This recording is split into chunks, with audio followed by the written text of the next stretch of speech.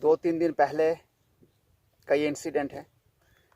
मैंने जब फेसबुक पे देखा और जब मुझे पता चला और जब मैंने वीडियो अपनी आंखों से देखी कि 2 साधुओं को महाराष्ट्र के अंदर मारा गया और भीड़ उसको मार रही थी, और यकीनन वो वीडियो आदमी देख नहीं सकता है कि ये वो सन्यासी लोग जिनका दुनिया से कोई लेना देना नहीं और शायद कहीं जा रहे हों।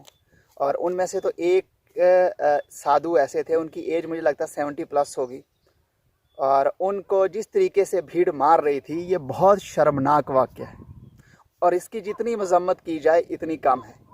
और मैं तो ये कहता हूँ कि मज़म्मत करने से कुछ नहीं होगा। जो लोग भी इसमें इन्वॉल्व हैं और जो लोगों ने भी ये घिनौना काम अंजाम दिया है उन सब को फांसी होनी चाहिए। लेकिन मेरे भाइयों, सोचने की ज़रूरत है कि ये मॉब लिंचिंग कब से स्टार्ट हुई है। जब से भाजपा सेंटर में आई है तब से लेके अभी तक 100 से ज़्यादा केस ऐसे आ गए हैं कि जो लोग मॉब लिंचिंग में मारे गए। और जब पहलू खान मारा गया, जब तबरेज़ मारा गया, जब इखलाक मारा गया, और तब भी यही कुछ मीडिया के लोग थे, शायद ये खुश हो जाते थे और उस वक्त कुछ को ये लगता था कि ये तो मुस्लिम मार रहे हैं। पर गलत चीज़ गलत होती है।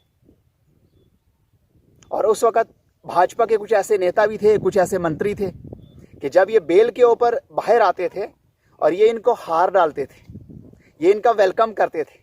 ऐसे भी बहुत सारे लोग थे।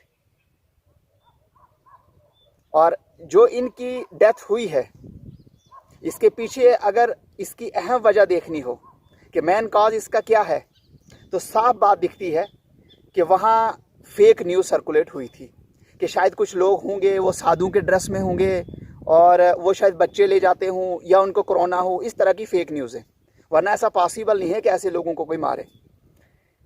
पर ये फेक न्यूज़ें कहाँ से स्टार्ट हुई, इनको शुरू कौन कर रहा है और ये फैला कौन रहा है? ठीक है, थोड़ी देर पहले यही फेक न्यूज़ें तबलीग वालों के लिए यूज़ की जा रही थी। वहाँ ये हो गया, एम्स में ये हो गया, फिर एम्स की एडमिनिस्ट्रेशन बोलती है कि नहीं ऐसा कुछ नहीं हुआ। फिर यूपी में ऐसा हो गया, वहाँ यूपी की पुलिस बोलती है ऐसा कुछ नहीं हुआ। फिर हिमाचल में ऐसा हो गया, हिमाचल के डीजीपी प्रेस कॉन्फ्रेंस देते हैं ऐसा कुछ नहीं हुआ। फिर बिहार में ऐसा हो गया, बिहार के वहाँ के डीजीपी प्रेस कॉन्फ्रेंस देते हैं ऐसा कुछ नहीं हुआ। फिर छत्तीसगढ़ में ऐसा हो गया, फिर छत्तीसगढ़ की एडमिनिस्ट्रेशन बोलती है ऐसा कुछ नहीं हुआ। तो ये फेक न्यूज़ें कौन फैला रहा था? ये जहनों के अंदर नफरतें कौन भर रहा था? ये तो यही मीडिया था। और इसको लगता था कि नहीं, ये जो मॉब लिंचिंग है ये और किसी में तो कुछ नहीं हो सकती। मॉब लिंचिंग में तो सिर्फ फेक न्यूज़ के ज़रिए से कि उसके घर में गोश्त है, वो गोश्त किसका होगा, इसलिए भीड़ ने उसको मार लिया।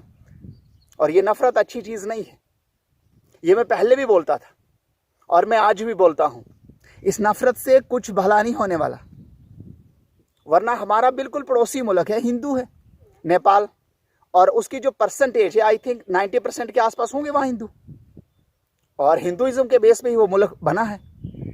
कितनी तरक्की कर ली उस मुल्क ने। हमारा पड़ोसी मुल्क है, इस्लाम के बेस पे बना था, कितनी तरक्की कर ली उसने। अरे हिंदू मुस्लिम की लड़ाई से कुछ नहीं हो सकता, मुल्क तरक्की नहीं कर सकता। हिंदुस्तान में मुस्लिम पॉपुलेशन कम से कम भी 20 करोड़ के आसपास होगी या उससे ज़्यादा होगी। अगर 20 करोड़ लोग तरक्की नहीं करेंगे तो क्या ये मुल्क तरक्की करेगा? क्या ये डेवलप कंट्री बनेगी? बिल्कुल नहीं बन सकती। और इससे नुकसान किसका हो रहा है? इस सब से मेरा और आपका नुकसान हो रहा है। इस सब से नुकसान गरीब आवाम का हो रहा है। जो ये मीडिया में बैठे हुए लोग हैं इनका कुछ नहीं हो रहा। इनके पास बड़ी बड़ी कोठियाँ हैं, 1-1.5 करोड़ इनकी पर मंथ पे भी हो सकती है और करोड़ों रुपया ये कमा रहे हैं।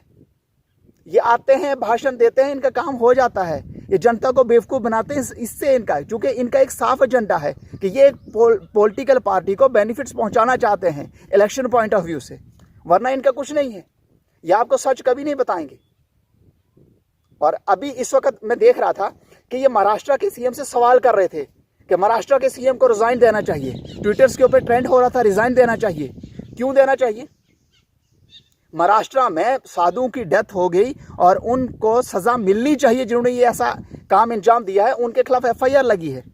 पहले तो कुछ मीडिया ऐसा प्रोपोगंडा कर रहा था कि इसमें मुस्लिम इन्वॉल्व हैं, और उसके बाद जब एफआईआर्स लगी उसके बाद भी कि कुछ मीडिया ऐसा प्रोपोगंडा कर रहा था कि महाराष्ट्र के होम मिनिस्टर को पब्लिकली ये बताना पड़ा कि जो इतने भी 101 लोगों के खिलाफ एफआईआर लगी है उसमें कोई भी मुस्लिम नहीं है। आखिर क्या जरूरत पड़ी ये बताने की? और कौन लोग थे जो ये प्रोपोगंडा कर रहे थे? और कौन लोग हैं जो ये कह रहे हैं कि महाराष्ट्र के सीएम को रिजाइन दे देना चाहिए? क्यों देना चाहिए?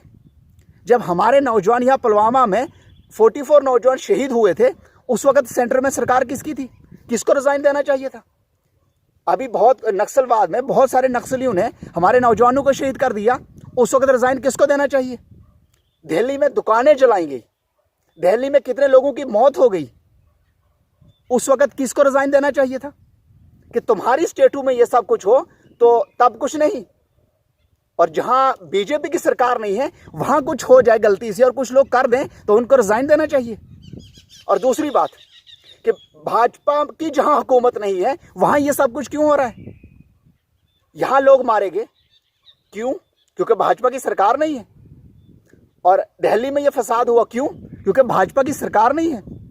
आखिर कौन लोग हैं इसके पीछे, और ये इस तरह के काम कौन लोग कर रहे हैं, इसकी भी इन्वेस्टिगेशन होनी। महाराष्ट्र में तुम शिवसेना के चीफ मिनिस्टर से सवाल क्यों नहीं करोगे? तुम ठाकरे जी से सवाल क्यों नहीं करोगे? सेंटर में भाजपा है और तुम भाजपा से सवाल क्यों नहीं करोगे? तुम होम मिनिस्टर से सवाल क्यों नहीं करोगे? जब साधु की डेथ हुई तो इनसे भी तो सवाल करो। तुम सवाल किससे करोगे? अरे सवाल तुम कांग्रेस से करोगे। क्यों? क्या वहां कांग्रेस का सीएम है? नहीं। क्या सेंटर में कांग्रेस का प्राइम मिनिस्टर है? नहीं। तो फिर सवाल इनसे क्यों करोगे? क्यों? क्योंकि तुम्हारा बिल्कुल साफ एजेंडा है कि तुमने सिर्फ नफरतें फैलानी है, क्योंकि जिसके दिमाग के अंदर जो चीज होती है वो वही चीज फैलाता है। तुम्हारे दिमाग के अंदर सिर्फ नफरत है, तुम्हारे दिमाग के अंदर सिर्फ बदतमीजी है। तो अब चूंकि तुम्हारी दिमाग में ही वही कुछ है तो तुम वही कुछ फैलाओगे, इसलिए तुम्हारे पे ज्यादा अफसोस नहीं होता, क्योंकि इंसान वही चीज बेचता है जिसके पास जो चीज